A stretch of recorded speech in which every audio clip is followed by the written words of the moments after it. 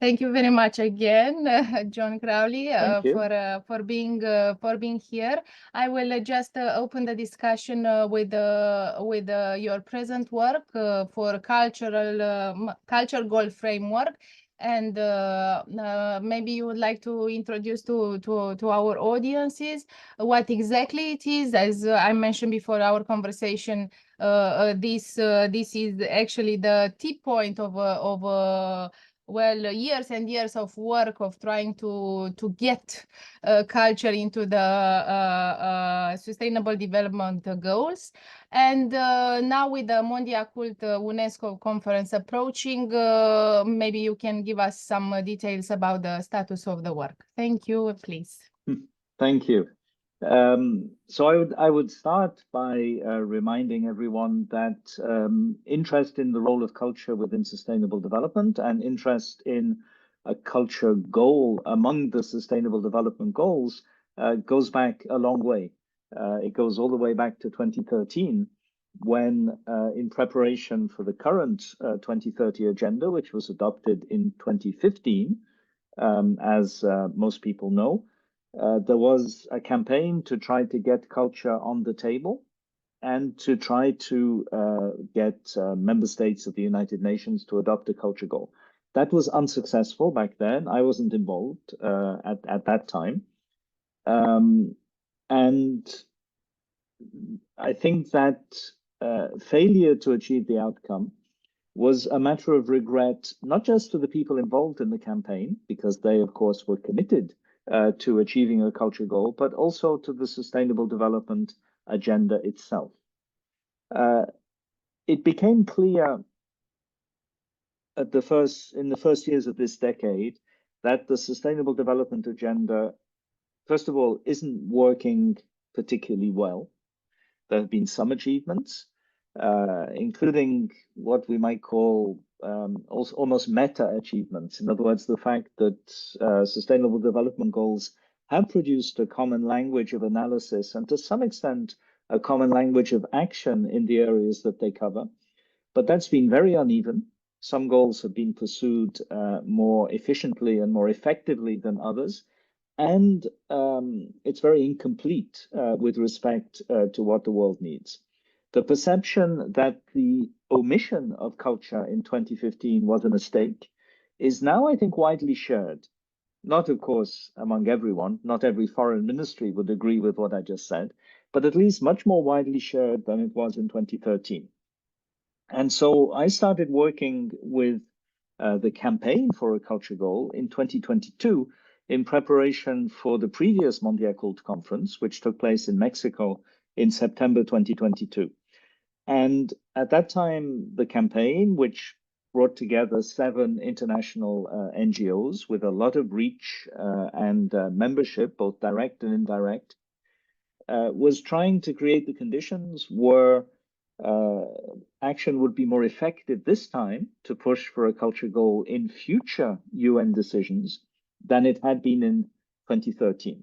So a lot of our discussion in 2022 was about the conditions of effectiveness. And I think this is probably something that will be of interest to anyone listening. And I think one of the reasons that I was invited to contribute to this work as an independent consultant was that, having worked for 18 years for UNESCO myself, not in culture, in social and human sciences, I know quite a bit about how the international system works. So we reached the conclusion in 2022 that among the key conditions of effectiveness are first, a fully developed culture goal. If you want to put something on the table, it has to be ready to adopt. That doesn't mean it will be adopted in the form you develop it, of course, because it's an intergovernmental process. But you have to give ambassadors and technical experts from member states something very technically credible to work with. Second, there has to be a coalition of action showing that the goal is relevant to institutions and professional communities in the area that it's dealing with. So if the culture sector isn't supporting a culture goal, then there is no chance that states will support it. And third, there has to be a political coalition as well. That doesn't mean that every state has to like the idea of a culture goal, but it does mean first that any strong objections need to be understood and answered. And secondly, that at least some member states need to be pushing. If no one pushes, nothing will happen. There is a bias towards the status quo in the international system, as everyone knows. So to create something new, you need an engine among member states. So the work in 2022 was a first phase of work towards those three objectives.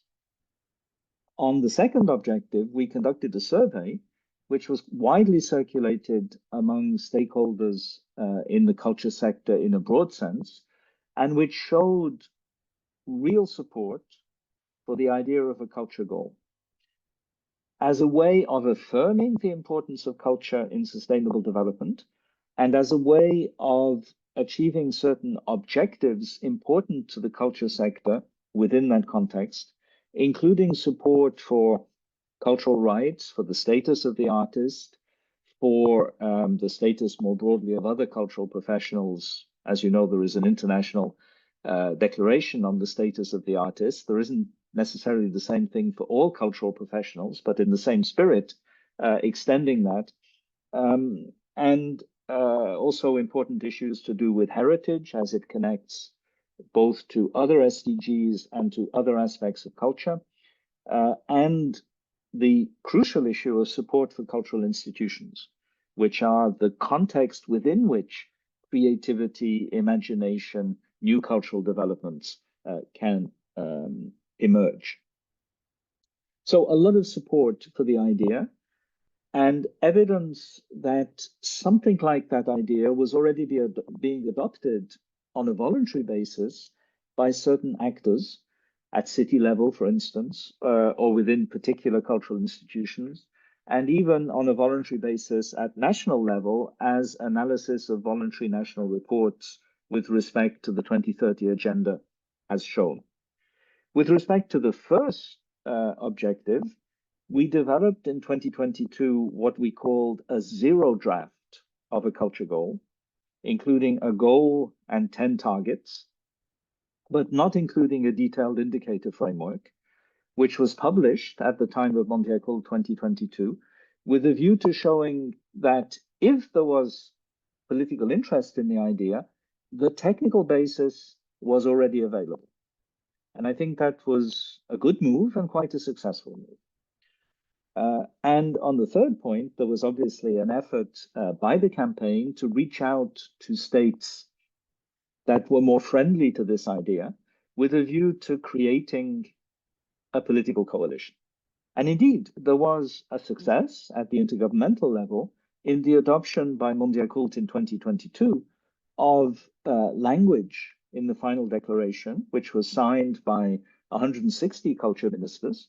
So not all states in the world, but a very large proportion of them, but culture ministers, not states as such, not foreign ministries or finance ministries. So there's always a gap there between sectoral ministries and the sort of organs of sovereignty within central governments.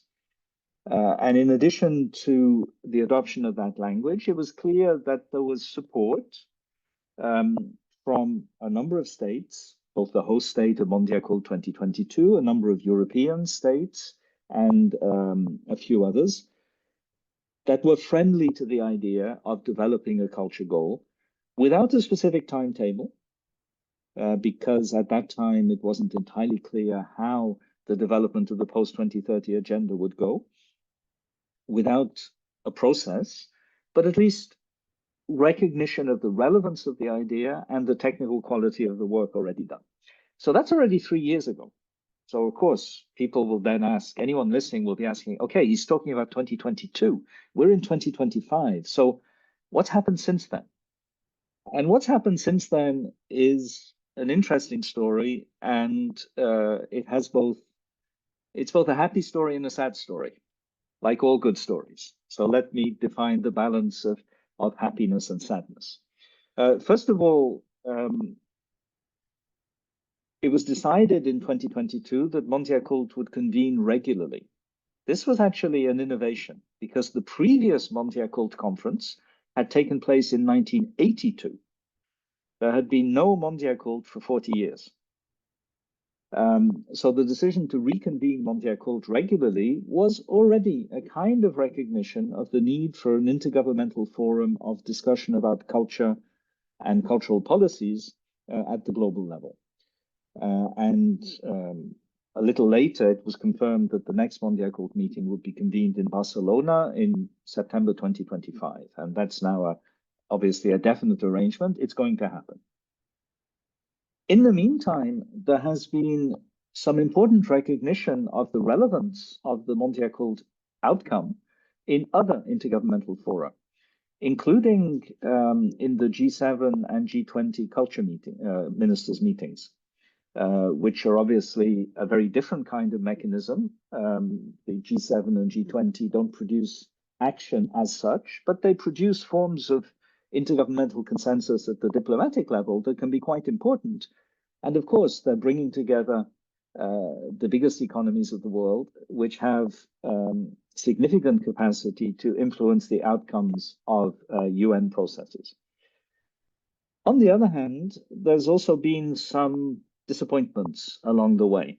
A major disappointment for everyone involved in the campaign was the failure in the UN's Pact for the Future, which was adopted after a summit in September 2024, to make a clear commitment to the idea of a culture goal. And there have also been some signs related to political change in the world, because we're not in the same world politically in 2025 as we were in 2022 for all sorts of reasons. I won't go into them, though I'm actually a political scientist by training, so we could do a whole interview about that, but it's a bit of a different topic.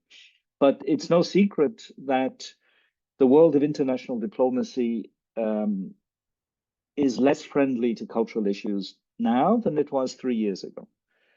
Partly because there are other concerns and other priorities, and partly because there are probably more governments unfriendly to the importance of culture today than there were 3 years ago. So we do have some concerns.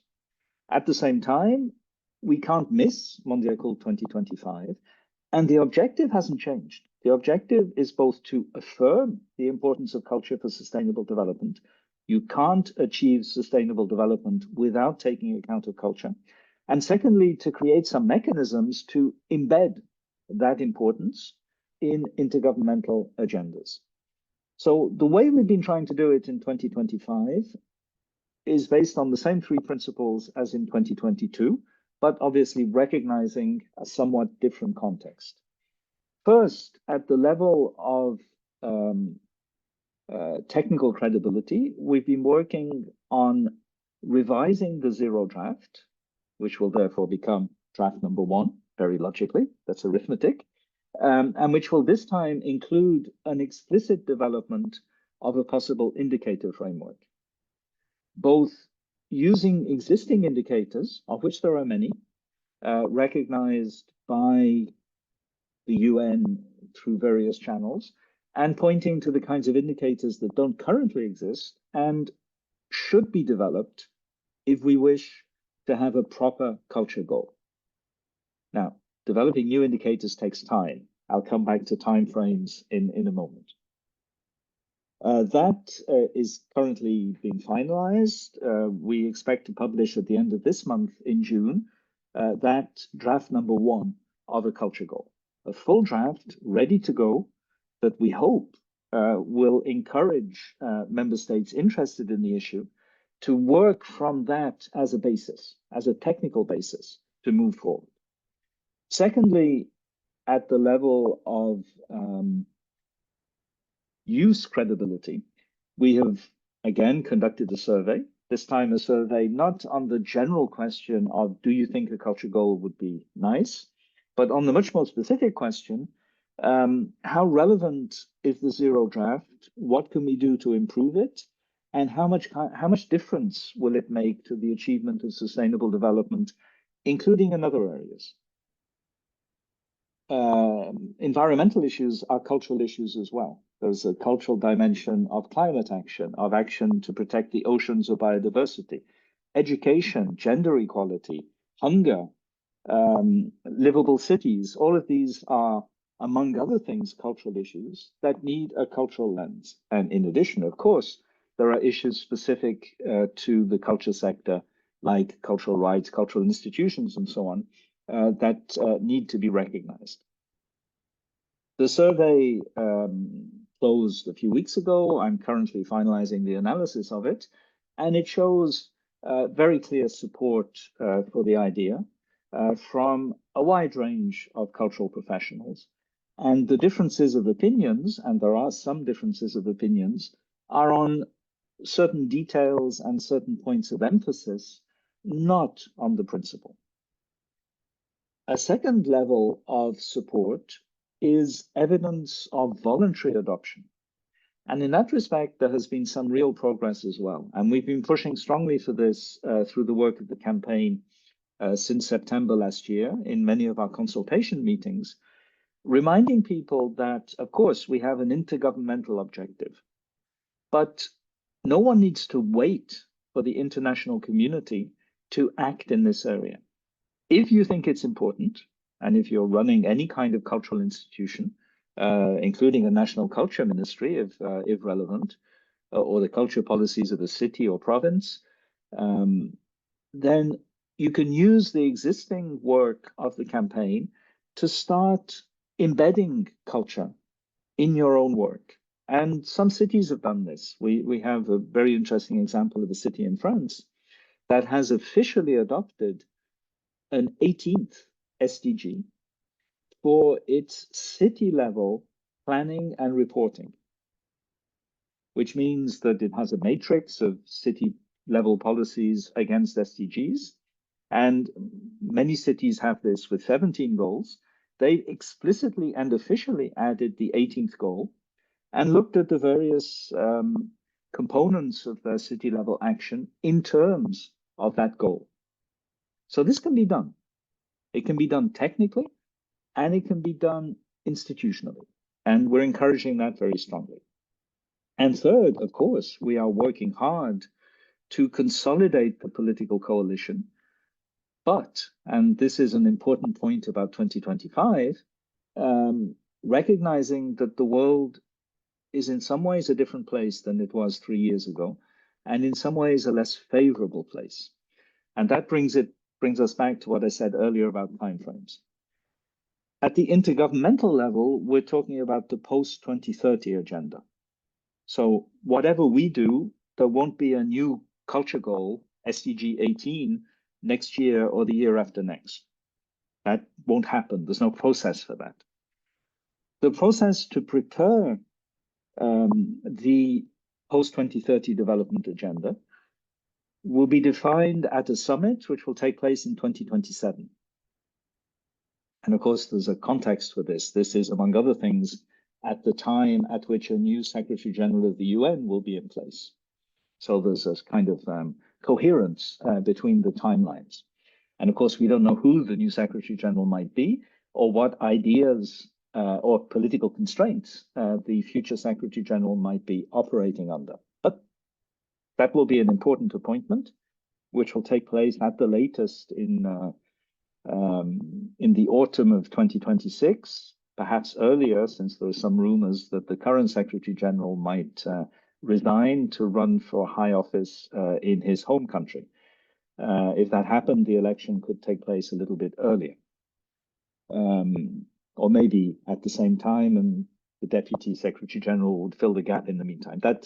I shouldn't even have opened that issue. It's not relevant to this discussion, though it's very interesting for the future of the UN.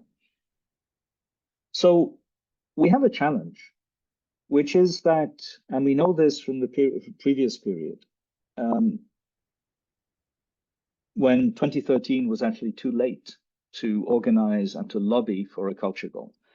If a culture goal isn't on the table with significant political support in 2027, it will be very difficult after 2027 to push for it at the political level. So the time is now. Post-2030 might seem like a long way away, at a time of great uncertainty at the political level. But in fact, the time is now. between now and the end of next year, going through Mondial Cult and a number of other international events, plus all the work outside the international events.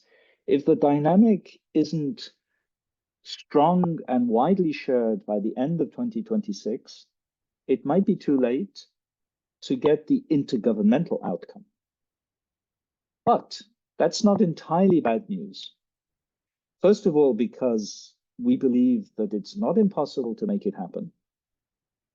It will be difficult. It's not something the campaign controls. A campaign of NGOs cannot set the intergovernmental agenda, but it can influence it.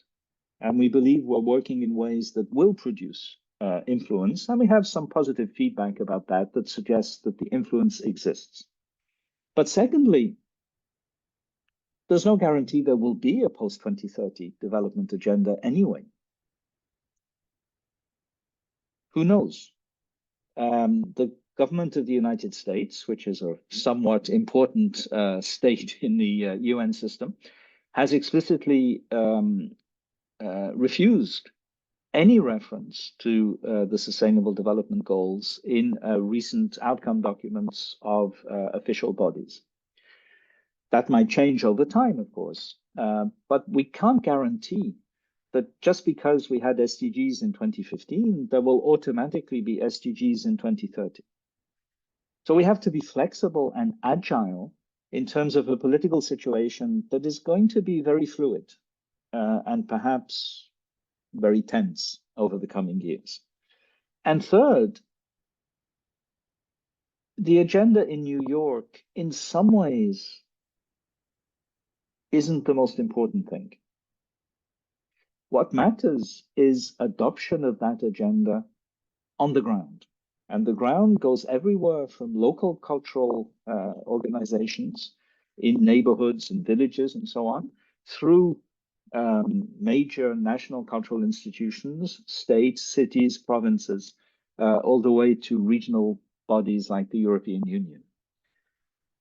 A lot can be achieved even without the intergovernmental agenda. And if there is no intergovernmental agenda, it will become even more important to have a clear agenda that can be adopted by everyone who cares about the importance of culture for sustainable development.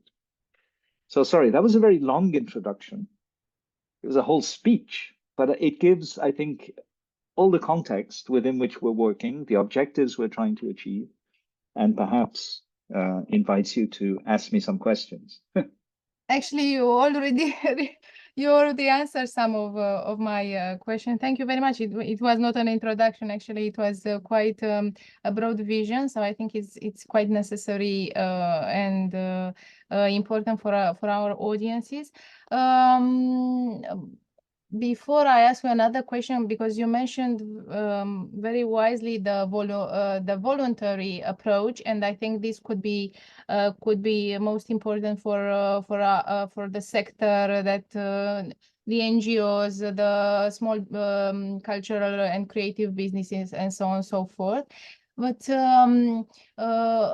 maybe you can explain us a bit how would you work to propose such a objective? You mentioned that all these years, some institutions, for example, generally speaking, some institutions took all these 70s sustainable development goals and try from each of it to extract, so to speak, or to insert the cultural components. So you can see, for example, a unique global that took each and every goal, and from there it said, oh, this is culture, and culture was everywhere, basically. So how would you work? Would you have you been working? Would you take each and every sustainable goal and try to take out or put in the culture and then define a separate goal? Or you have mixed other types of approaches from policies, positions, and so on and so forth. So how, if you can a bit explain?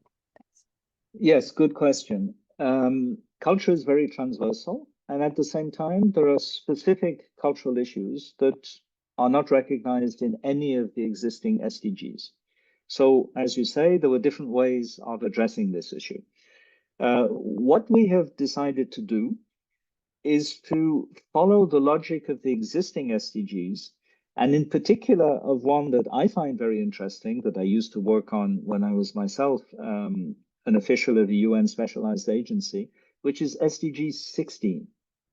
SDG 16 is about peace, justice, and inclusion. It's a very broad SDG. It covers many different things. It has a large number of targets that cover quite a number of different kinds of issues. But what's interesting about those, well, no, let me step back. What's interesting about that goal is how transversal it is. Peace, justice, and inclusion are basically an aspect of every SDG. Take SDG 5, gender equality. How can you possibly consider the issues of gender equality, including the very specific quantitative targets of SDG 5, without looking at them as issues of justice and inclusion, and probably also contributing to peace? And the same for education. If education is, access to education is a fundamental human right, which it is, then there are fundamental questions of justice and inclusion in achieving SDG 4. So the way SDG 16 is designed is that it has a number of specific numbered targets, 1, 2, etc., up to 12, that are specific to that goal. And it also has targets A and B, which are transversal. They're about creating the conditions where peace, justice, and inclusion are recognized and acted on under all the other SDGs. And I think for goals like peace, justice, and inclusion, and also for a goal such as promoting culture for human flourishing, this is the right approach. So this is how we drafted the zero draft. It has 8 targets numbered 1 to 8, plus 2 targets numbered A and B. And the targets A and B are calling for the importance of culture to be integrated in all the other SDGs. So that becomes a way of ensuring transversality while also capturing specificity. So in that sense, the approach that we would propose is a matrix approach with 18 lines, not 17. And the presence of culture in the columns of that matrix, in other words, the specific areas of action of an institution, its budget lines or its strategic objectives or however else a particular institution plans its activities, will be recognizing targets A and B of SDG 18. And at the same time, SDG 18 will have its own specific contributions in each area. And you're absolutely right that if you do that seriously, you realize that culture is all over the place, but not always labeled as culture.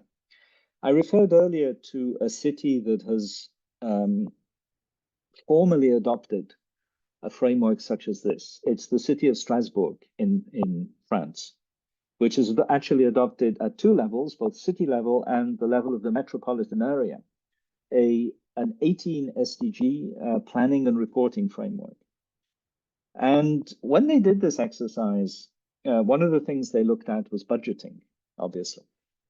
If you look at the culture budget in a typical city or state or whatever, you will have a certain level of budgetary commitment to culture, which is typically at the level of a state between 0.5 and 2%, and at the level of a city, probably double that.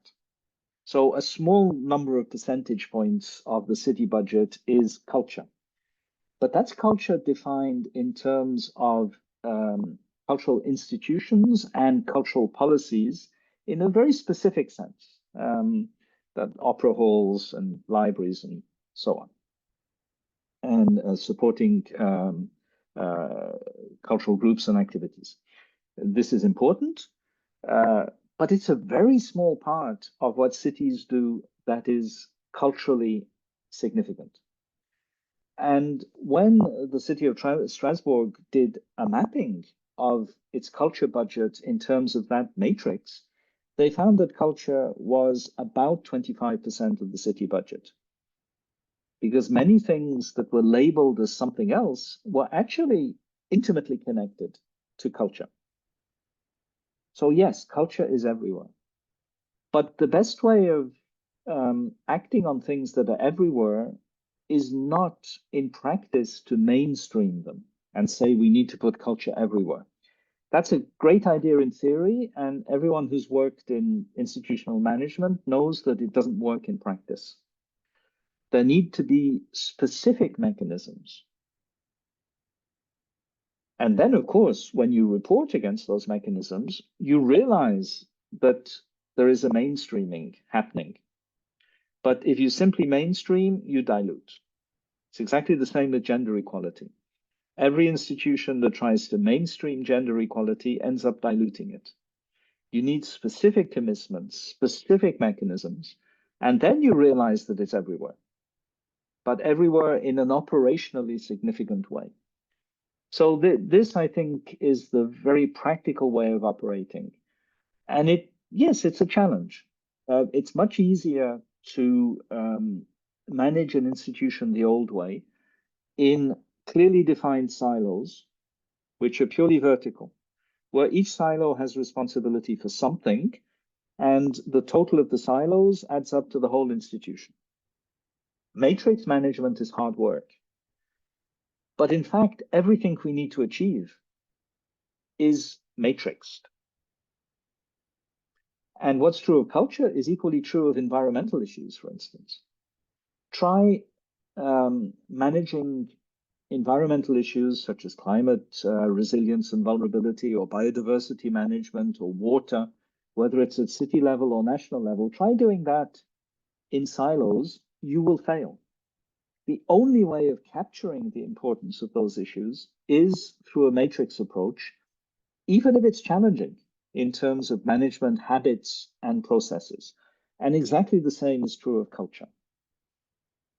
And since we probably need a revolution in public sector management anyway, well, let's use this as a lever. Hopefully. I long for a revolution in that sense, so not in other senses. But just because you are talking about the work that you are doing from top, because yeah, everyone has a bit in the their own environment. What can cultural operators, artists, well, small non-profit or not so small non-profit organizations, how can they work grassroots level, for example? I mean, what can they use as instruments, as indicators, as well? They would have to have KPIs, of course, so that they can show this was before and this is after. How can they work voluntarily towards such a goal? I think your reference to KPIs is very important, and this is why the work in 2025 is focusing, among other things, on indicators. The idea is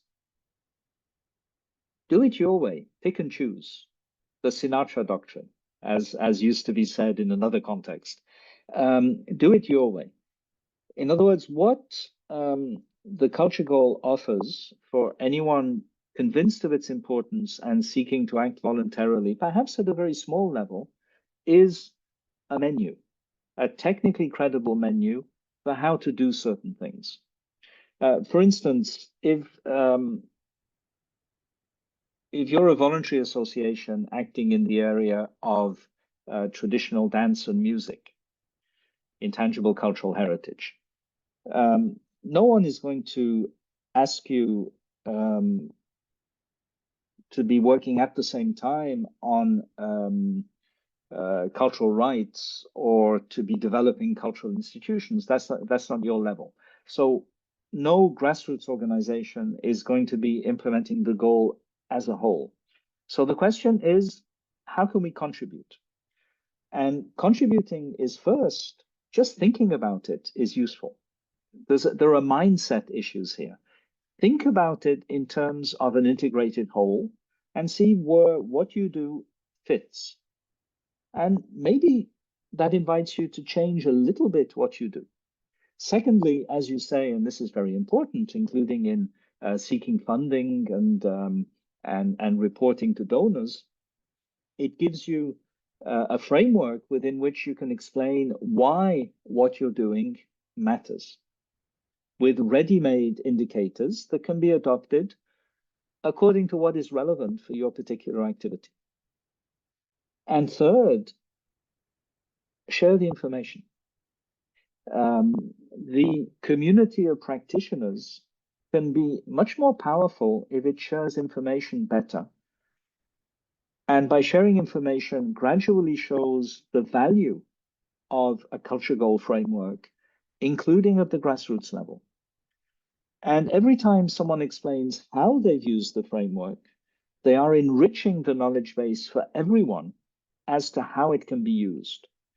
And that rich knowledge base is actually a very powerful tool,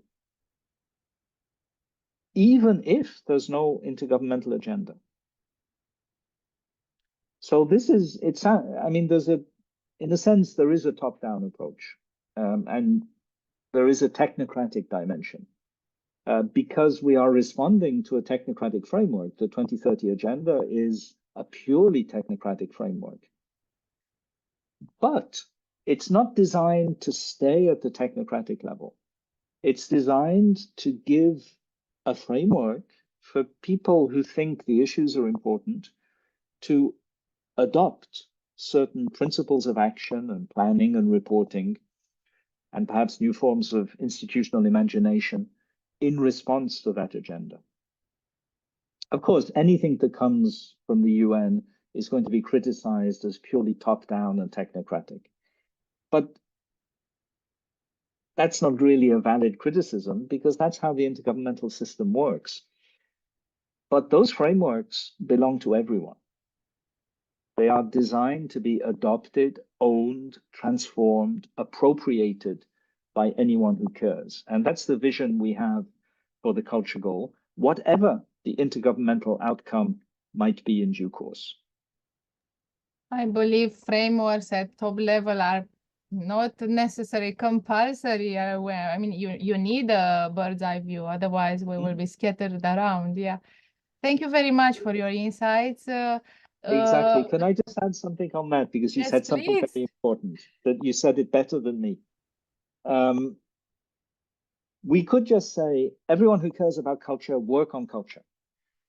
But, and this connects to what I said about the knowledge base, having a common framework really facilitates mutual learning, information sharing, and the gradual development of a collective dynamic.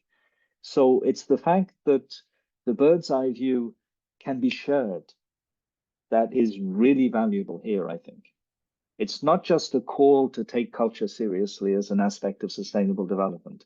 It's something more specific than that, that will create the conditions for collective intelligence and innovation. Yes, thank you. And to end in a positive note, even if indeed this year seems a bit gloomier than 2022, but maybe this global tensions would give us a push forward, because, for example, well, in the Agora, the online Agora and the online public space, it has begun the discussion of putting together culture and security, for example, or to have it framed in a strategy of a city or of a country. So I think this was unthinkable. Oh, culture is opera. You go to the theater. It's not about security. Of course, it is security based approach. So yeah, I think we need a big framework. Yes, thank you very much, very Thank you. much for your input. And of course, to our conversation, I will attach several links to different further reading for our audiences. And I personally will look very close, and yeah, any information you would need from our part, it's of course is knowledge that can be offered. Thank you so much, John. Thank you very much. Pleasure talking to you. Thank you.